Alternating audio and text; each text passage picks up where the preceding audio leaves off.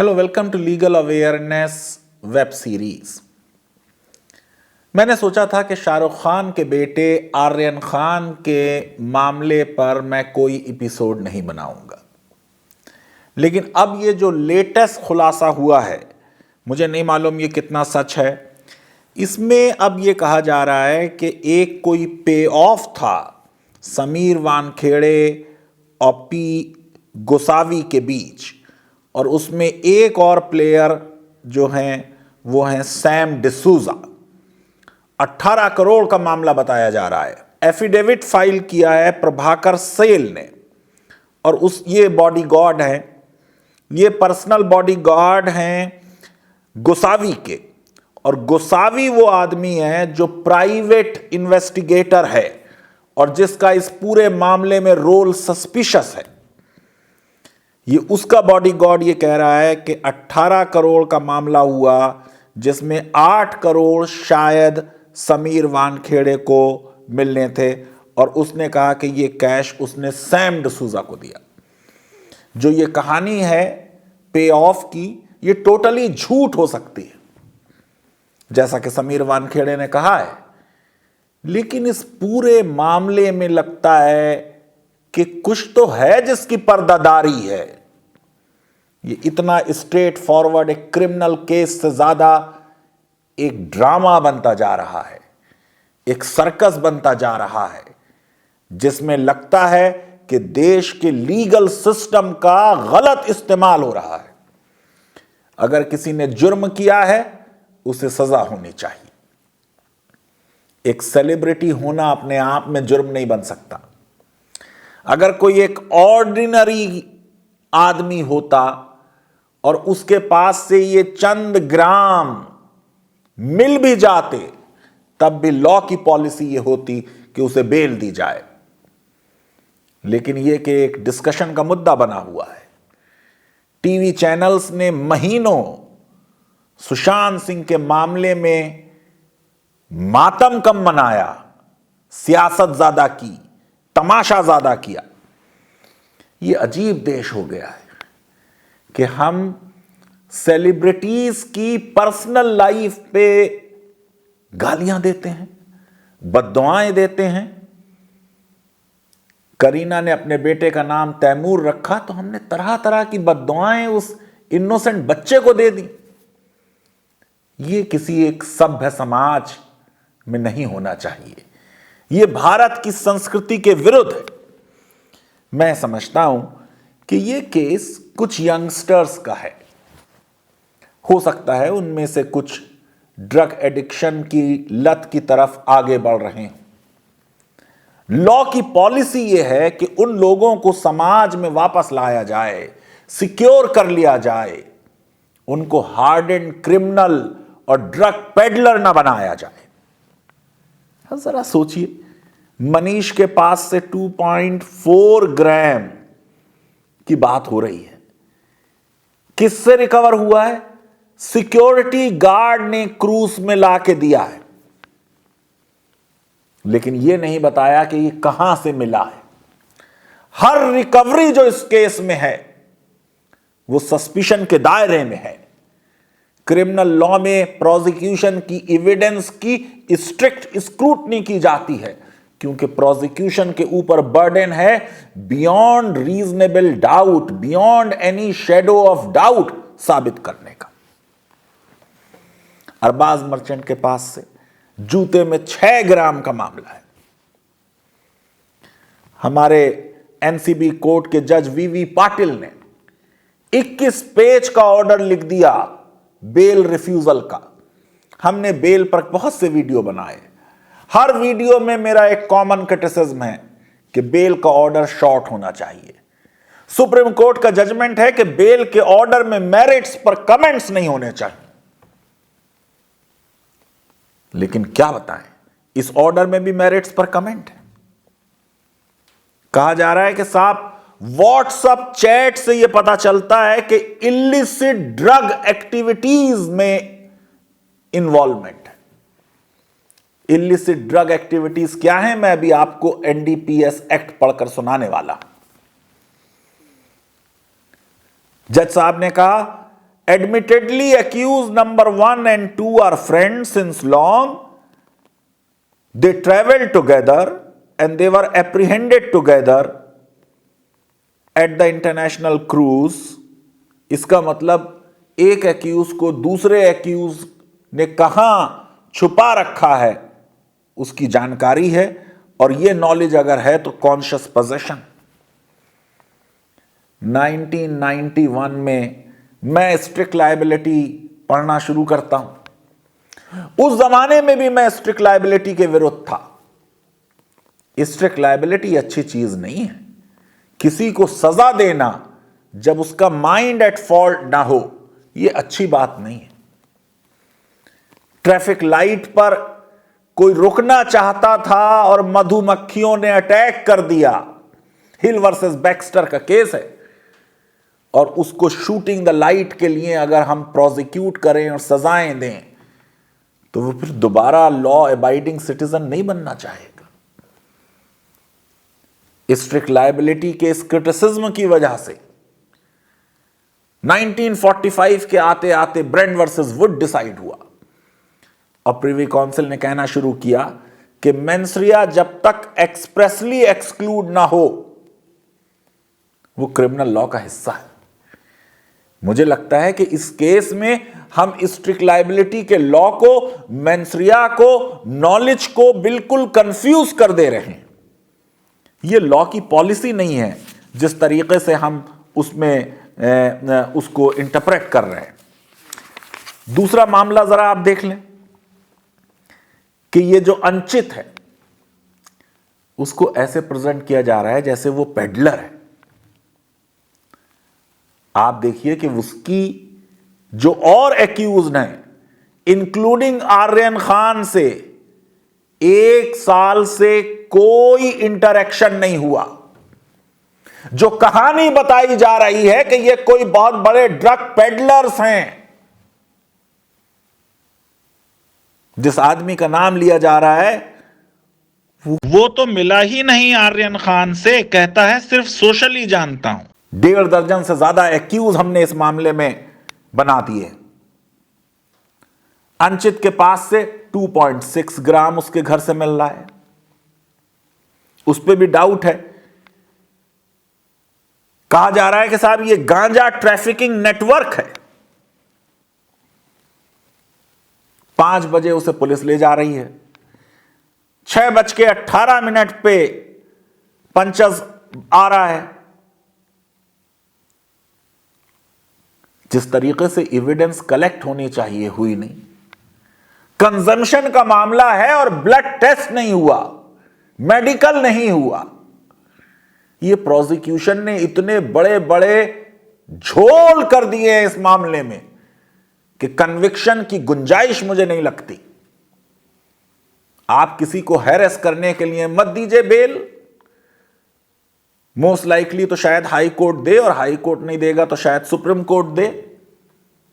जब ये आपने कह दिया कि एविडेंस आपके पास है व्हाट्सएप चैट, फिर जज ये कैसे कह सकता है कि आर्यन खान बहुत इंफ्लुएंशियल आदमी है, एविडेंस टेम्पर कर सकते हैं और वो क्राइम बेल पर भी करेंगे। मैं समझता हूं कि लॉ बहुत हार्शली इंटरप्रेट किया जा रहा है इस सारे मामले में। एविडेंस है वॉलेंट्री स्टेटमेंट्स, सेक्शन 67।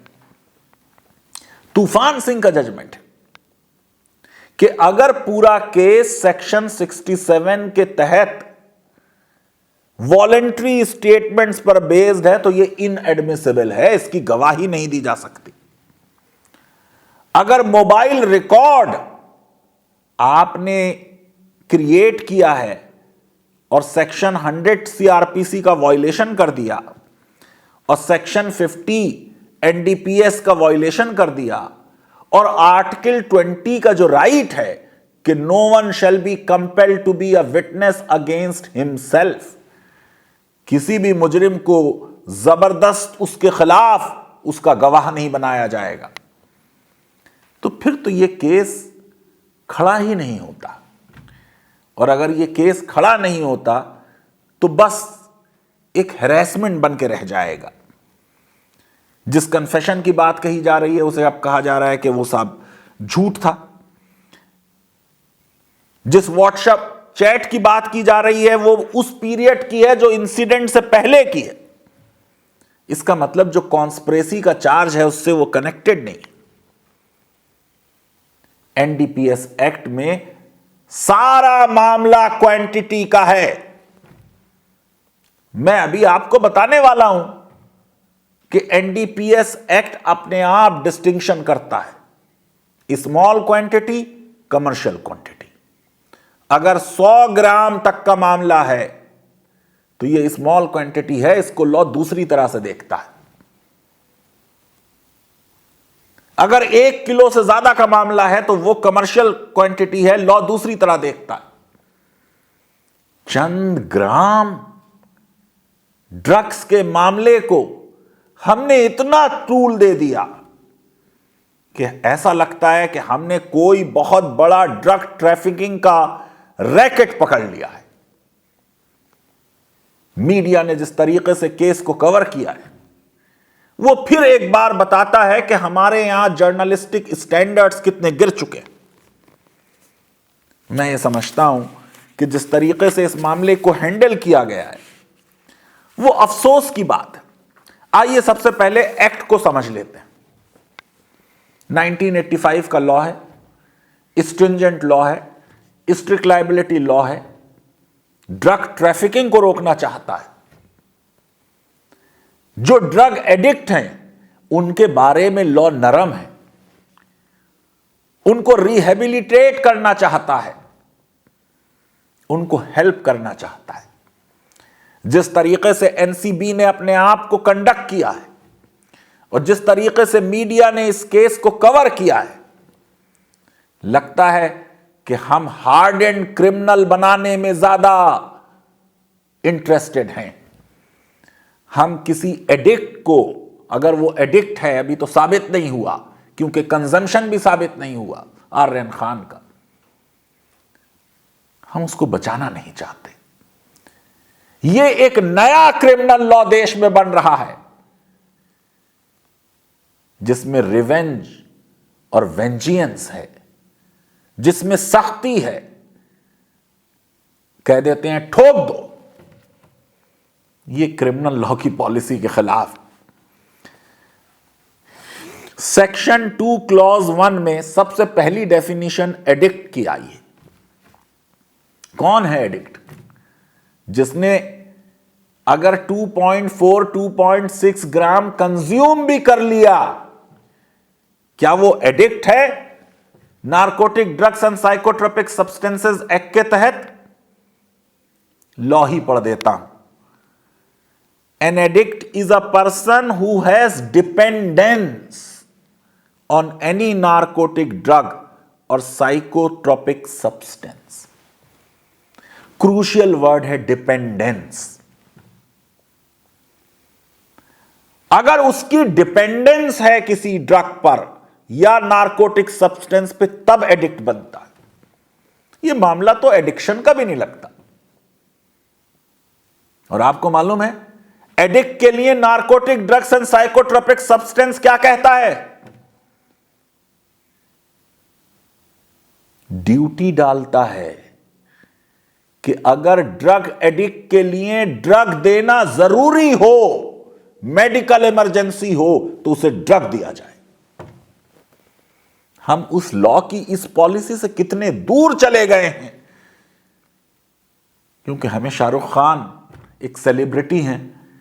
सेलिब्रिटीज और उनकी फैमिलीज के बारे में मामलात होते हैं तो टीवी में सारा डिस्कशन उन पर होता है, रियल इश्यूज से हम हट जाते हैं। मेरा इंटरेस्ट सेलिब्रिटीज की प्राइवेसी में लेडी डायना के अनफॉर्चुनेट एक्सीडेंट से हुआ जिसमें उनकी मौत हो गई। सेलिब्रिटीज की भी प्राइवेट लाइफ है, वो भी इंसान है, उनको भी राइट टू प्राइवेसी है, लेकिन मीडिया उन्हें फॉलो कर रहा था और उसमें वो एक्सीडेंट हो। फिर section 2 clause 8 sub clause be define करता है इलिसिट ट्रैफिक, ड्रग्स में इलिसिट ट्रैफिकिंग क्या है ये? Cultivating any Coca plant. क्या आर्यन खान ये कर रहे थे कि उनके बहुत से खेत हैं और उसमें नारकोटिक ड्रग्स का कल्टीवेशन हो रहा था? कल्टीवेटिंग द ओपियम,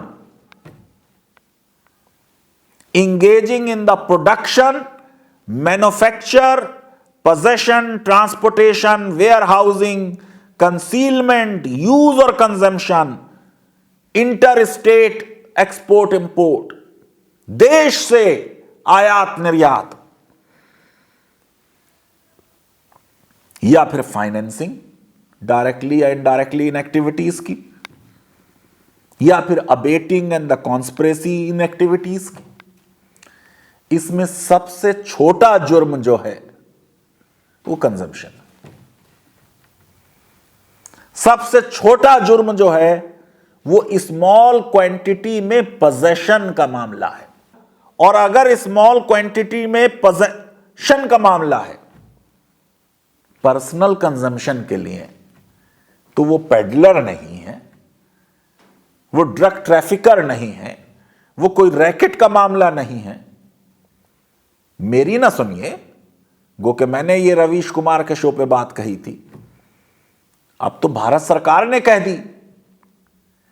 मेरे कहने के बाद भारत सरकार ने कह दिया, मिनिस्ट्री ऑफ सोशल वेलफेयर ने, कि पर्सनल कंजम्पशन के लिए स्मॉल क्वांटिटी में अगर ड्रग किसी के पास है उसे जेल ना दी जाए, उसको जुर्म ना बनाया जाए। लेकिन ऐसी पॉलिटिक्स ना हो कि किसी बच्चे को हम खो दें, किसी बच्चे का कैरियर हम खत्म कर दें। शाहरुख खान अगर पसंद नहीं तो उनसे डील करें। फिर सेक्शन 7A नेशनल फंड एक बनाता है for control of drug abuse. उसका भी मकसद क्या है कि आइडेंटिफाई करें कौन ड्रग का इस्तेमाल कर रहा है, उनको ट्रीट करें, रिहेबिलिटेट करें ड्रग एडिक्ट को, ड्रग अब्यूज को प्रिवेंट करें, समाज को एडुकेट करें ड्रग अब्यूज के खिलाफ। हम कितना एजुकेशन कर रहे हैं आपको मालूम है। और इसी में लिखा है वो बात जो मैं पहले बता चुका हूं कि ड्रग सप्लाई करें एडिक्ट को जहां ये मेडिकल नेसेसिटी हो। सेक्शन 8 का चार्ज है आर्यन खान पर। इसमें भी वही सब चीजें आ गई, cultivation, manufacturing, production, import export, consumption और पोजेशन। यहां पे भी मैं यही बात कहूंगा कि कंजम्पशन और पोजेशन सबसे निचले दर्जे की चीज होगा। सजाएं देख लीजिए, कंजम्पशन की सजा सेक्शन 27 में है 1 साल की कैद या, और सुन लीजिए ये, और 20,000 का जुर्माना या दोनों। यानी ये मुमकिन है कि इसमें 1 दिन की भी सजा ना दी जाए और 20,000 का जुर्माना लगा के छोड़ दिया जाए। सेक्शन 27A, अगर आप इलिसिट ट्रैफिकिंग में इन्वॉल्व हैं तो सजा है 20 साल कैद या 1 से 2 लाख का जुर्माना। इसका मतलब लॉ की पॉलिसी कंजम्पशन और पोजेशन और इलिसिट ट्रेड में अलग है। जैसे मैंने कहा कि ये पूरा लॉ क्वांटिटी पे है, सेक्शन 31A में साफ तौर से बता दिया कि भाई opium 10 kg, morphine 1 kg, heroine 1 kg, hashish 20 kg, इसको प्रोहिबिट किया जा रहा है। 20 kg, 30,000 kg हमारे लिए मीनिंग नहीं रखते। बहुत बात हो रही है कि कल्पेबल मेंटल स्टेट को प्रिज्यूम किया जाएगा सेक्शन 35। मैंने तो पूरी किताब लिखी है स्ट्रिक्ट लायबिलिटी पे, और मैंने कहा है कि ये जो एक ट्रेंड चल गया है कि प्रिज्यूम किया जाएगा कि आदमी मुजरिम है, इसने तो क्रिमिनल लॉ का क्लासिकल प्रिंसिपल कि हर एक को प्रिज्यूम किया जाएगा इनोसेंट है को उलट पुलट कर दिया। प्रोसिक्यूशन का काम है कि वो साबित करे कि जुर्म हुआ है। प्रोसिक्यूशन लॉ का इस्तेमाल कर कर, क्योंकि हुकूमतें लॉ बनाती हैं, ये नहीं कर सकता कि साहब मुजरिम साबित करे कि वो इनोसेंट है। मैं समझता हूं सेक्शन 35 का केस नहीं बनता,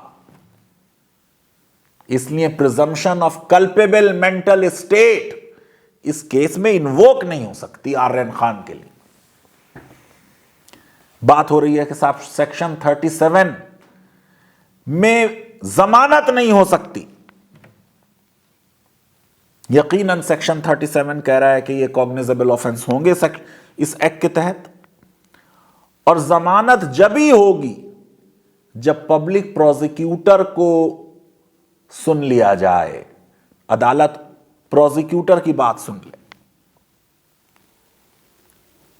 और जहां प्रोसिक्यूटर ने अपोज किया बेल को, जैसा आर्यन खान के केस में किया, तो कोर्ट बेल जब देगा जब उसको लगेगा कि रीजनेबल ग्राउंड्स हैं for believing that he is not guilty and is not likely to commit any offence while on bell.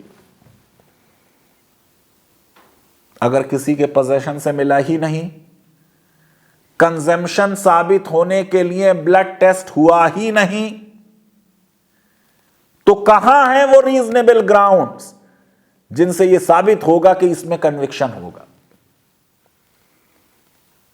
आपको मालूम है benefit of doubt is given to accused,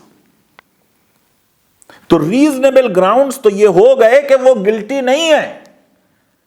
हो सकता है प्रोसिक्यूशन अच्छी एविडेंस लाए, हो सकता है कि जज इस केस में वाकई कन्विक्ट कर दे, लेकिन बेल के वक्त मेरिट्स पे बात नहीं होगी। बेल को अपोज करते हुए एनसीबी भी कह रही है कि बेल के वक्त मेरिट्स की बात नहीं होगी। ये चित भी मेरी, पट भी मेरी, अंटा मेरे बाप का, ये अच्छी चीज नहीं है। फिर सेक्शन 39 और सेक्शन 64A में बात हो रही है कि अगर कोई कन्विक्ट हो जाए और वो एडिक्ट जो मुजरिम करार पाया सेक्शन 27 के तहत स्मॉल क्वांटिटी ऑफ कंजम्पशन का, यानी साबित हो गया जुर्म, सजा भी हो गई, तब भी उसे जेल ना भेजा जाए, डी एडिक्शन सेंटर भेजा जाए। वो बीमार है, उसका इलाज कराया जाए, उसको जरूरत डिटॉक्सिकेशन की है, और बाद में उसे वार्निंग देकर एडमोनिशन के बाद छोड़ दिया जाए। यह है लॉ की पॉलिसी। ये कौन सा एनडीपीएस एक्ट हम लागू कर रहे हैं और लोगों को बता रहे हैं। कॉन्शियस पोजेशन की बात हुई, कॉन्शियस पोजेशन की क्या पॉलिसी थी, क्या हम बता रहे हैं। अगर किसी का पोजेशन साबित हो जाए, कार जा रही है, उसमें से 30 KG, 60 KG, 90 KG narcotic drugs बरामद हो रहा है, पोजेशन तो साबित हो गया, क्या ड्राइवर को सजा होगी? कहा जा रहा है नहीं, ये देखो कि क्या इंटेंट टू पोजेस था। ये हमने नया इंटरप्रिटेशन लिया है कि पोजेशन साबित ना हो तब भी हम कह देंगे कॉन्शियस पोजेशन था, क्योंकि किसी दूसरे के पास था। दूसरे के पोजेशन को मेरा कॉन्शियस पोजेशन इस तरीके से नहीं माना जाएगा जैसे हमने माना है। अगर ड्राइवर को नॉलेज है तब वो कॉन्शियस पोजेशन माना जाएगा। और ये जितने भी केस इसमें कोट किए गए हैं उन सब केसेस में क्वांटिटी देखिए, ये लॉ क्वांटिटी के बारे में है। बार बार सुप्रीम कोर्ट ने कहा है कि एक सिंगल फैक्ट अगर बदल जाए तो जजमेंट होना है on fact and circumstances of the case. जिन केसेस को कोट किया गया है उनसे तो बहुत फैक्ट्स मैच नहीं खा रहे। मैं ये समझता हूं कि जो लॉ की एक पॉलिसी है, law does not take care of trifles. किसी के पेन की इंक आपने इस्तेमाल कर ली, वैसे तो ये चोरी है, लेकिन इसको लॉ चोरी नहीं मानता। किसी को बस में आपसे धक्का लग गया, वैसे तो ये जुर्म है, लेकिन लॉ इसको जुर्म नहीं मानेगा।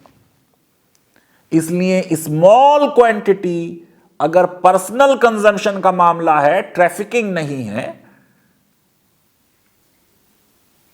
उसको लॉ को फेवरेबली देखना चाहिए। और यही बात अब मोदी सरकार की मिनिस्ट्री ऑफ सोशल वेलफेयर कह रही है। जो मैं कह रहा हूं यही बात वो कह रहे हैं। केसेस कोर्ट हुए हैं मोहनलाल का 2015 का सेक्शन 35 के बारे में, मदन लाल का 2003 का केस है, नवाज खान का केस है। नवाज खान के केस में भी 3 किलो हीरोइन कार के बोनेट के अंदर रखी हुई थी। अगर पैसेंजर्स को यह मालूम है कि वो रखी हुई थी और ड्राइवर को यह मालूम है वो रखी हुई थी, तब वो माना जाएगा कि वो कॉन्शियस पोजेशन हुआ। मैं समझता हूं पर्सनल कंजम्पशन के केसेस में लॉ को ह्यूमैनिटेरियन अप्रोच अपनानी चाहिए। यह केस बेल का है, most likely Bombay high court इसमें शायद बेल देगी, लेकिन अगर बॉम्बे हाई कोर्ट ने नहीं दी तो शायद सुप्रीम कोर्ट बेल दे। किसी को जेल में रखने की वजह जब तक उसके ऊपर जुर्म साबित नहीं हुआ होती है कि हम इन्वेस्टिगेशन कर रहे हैं। अगर एक्यूज बाहर आ गया तो वो इन्वेस्टिगेशन में अड़ंगा लगाएगा। अगर पूरा केस एनसीबी के हिसाब से व्हाट्सएप चैट पर बेस्ड है तो आर्यन खान उस चैट को अब टेम्पर नहीं कर सकते। यंग बच्चों में इस तरीके की चीजें आ जाएं, उसके लिए हम बड़े भी जिम्मेदार हैं। कहीं ना कहीं शाहरुख खान और गौरी की भी जिम्मेदारी है। अक्सर हम अपने कामों में इतने बिजी हो जाते हैं कि बच्चों को जितना अटेंशन और टाइम मिलना चाहिए वो नहीं मिलता।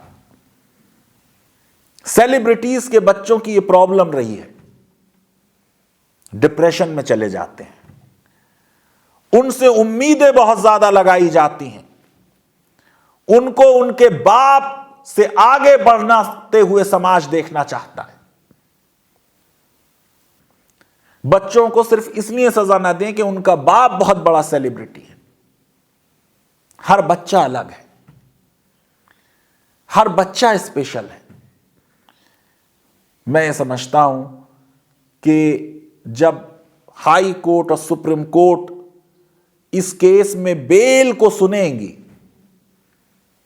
तो जो लॉ की पॉलिसी है कि bail is the rule, jail is the exception, उसको फॉलो करेंगी। इन बच्चों को बहुत दिन तक जेल में रखना देश की लीगल सिस्टम की जो पॉलिसी है उसके विरुद्ध होगा। लीगल अवेयरनेस वेब सीरीज अगर आपको पसंद आती है तो मेरी रिक्वेस्ट है कि हमारे इस वीडियो को वाइडली शेयर करें, हमारे चैनल को सब्सक्राइब करें और बेल आइकन और लाइक जरूर क्लिक करें। बहुत बहुत शुक्रिया, धन्यवाद, थैंक यू वेरी मच।